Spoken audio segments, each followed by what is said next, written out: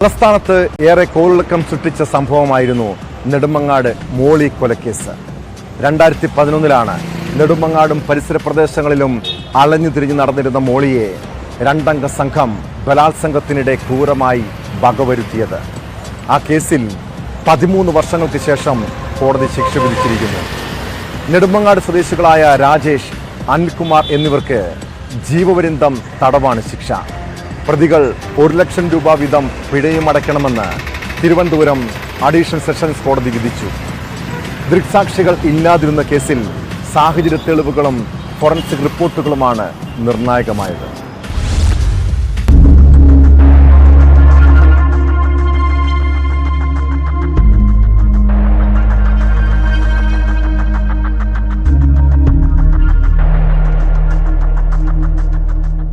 നെടുമങ്ങാട് ജംഗ്ഷനിലും പരിസര പ്രദേശങ്ങളിലും അലഞ്ഞുതിരിഞ്ഞു നടന്നിരുന്ന മോളി എന്ന സ്ത്രീ കൊല ചെയ്യപ്പെട്ട കേസിലാണ് 2 പ്രതികൾക്കും ജീവപര്യന്തം തടവും 1 ലക്ഷം രൂപ പിഴയും ശിക്ഷ വിധിച്ചത്.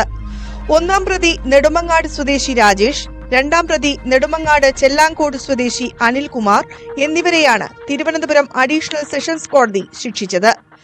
2011 സെപ്റ്റംബർ 14 കേസിനാസ്പദമായ സംഭവം.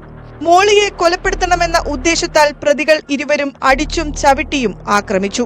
പിന്നാലെ നെടുമങ്ങാട് മുനിസിപ്പാലിറ്റി പാർക്കിംഗ് ഏരിയയ്ക്ക് സമീപമുള്ള പടിക്കെട്ടിൽ നിന്നും താഴെ കനാലിലേക്ക് തള്ളിയിട്ടു. വയറിലും നെഞ്ചിലും ആന്തരിക അവയവങ്ങളിലും ഉണ്ടായ പരുക്കിന്റെ കാഠിന്യത്താൽ മോളി മരണത്തിന് കീഴടങ്ങുകയായിരുന്നു.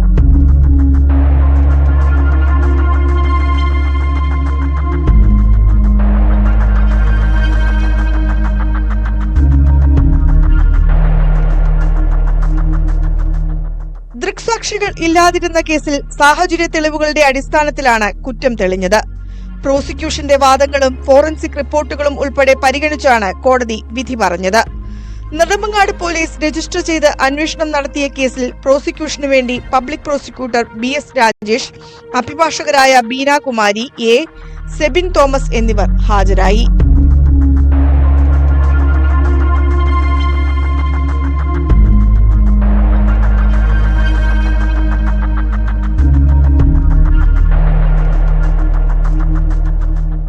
News 18 കൊച്ചി.